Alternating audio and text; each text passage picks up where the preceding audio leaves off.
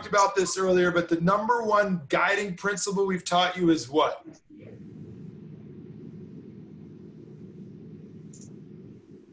And we say this at least 3 times every call. Price is only an issue when the value is not clear, right? You don't ever, I mean, this has got to be at the top of your tongue. You're like waiting when Craig or I open our mouth. Price is only an issue when the value is not clear. Right? It has to be at the forefront of your thinking. So, I mean, I'm curious. Let's get interactive here, because I want to make sure that we've got that mastermind aspect going in this. What are some ways unique to your agency that you're providing value to your LSP team and or your clients? And I think at this level, I think it would be helpful to understand, how are you adding value to your teams or your producers?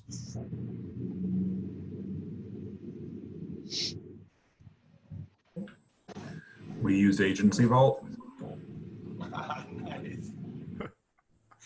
Greg, was that a plan? Okay, cool. So how do you use Agency Vault to provide value to your teams? Teaches them the correct way to do things and how to get the most of what they have. Yeah, right. And I think that's really important. Thank you, Andrew. You know, and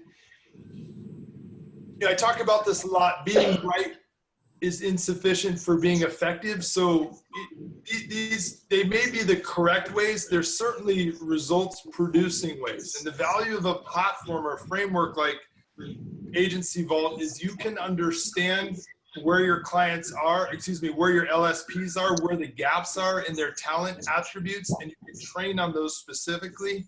But most importantly, having a 7-step framework like this is you can hold them accountable. If you're not, I talk about this every week, if you're not listening to their calls, you should be, because this is how we can track and measure and support them, right? Another way that you can provide massive value to your LSPs is not to be a manager all the time. Okay, a manager, yes, you have to have rules. You've got to have, we call the code of conduct and things like that. But your role is to really be a coach. When you can provide them a framework like this, the 7-step framework, now they can take ownership for their sales journey. And your role as a coach is to help them navigate around a roadblock or a challenge, get to the next milestone so that they can continue on. What else? What's another example from someone else about how you're adding value in your agency? Just along those track and measure, you see instant results when you're in that mode where you're consistent in doing it. At my agency, those weeks where stuff interrupts, or I'm unable to make the morning meeting and do these things where we go over one detail and talk about some activities that they've done, those weeks there's a dip.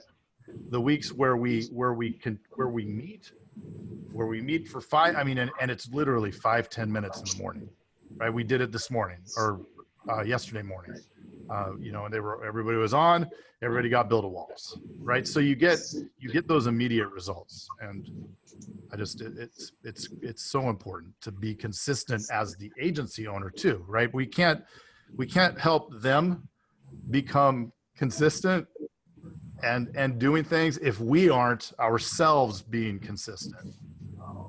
100%. You're so spot on with that, Craig. And that's that reactive leadership versus proactive leadership. How many of you find yourself, when you're meeting with a team or you're meeting with an individual on the team, is in response to or in reaction to something? Yeah, we should all be most of us probably raising our hands. It happens to me as well. But proactivity is far more valuable. To Craig's point, it's easy to come up with the excuses or reasons why we didn't meet that morning, why we didn't play the recording of the testimonial from the day before because we were too busy. We didn't spend time pulling it up. And it's like, they don't need it today. But what would it have meant if they started from that place versus the place of, oh my gosh, my manager didn't show up today. We usually get this juice or whatever from him. And that has a huge impact on it, huge.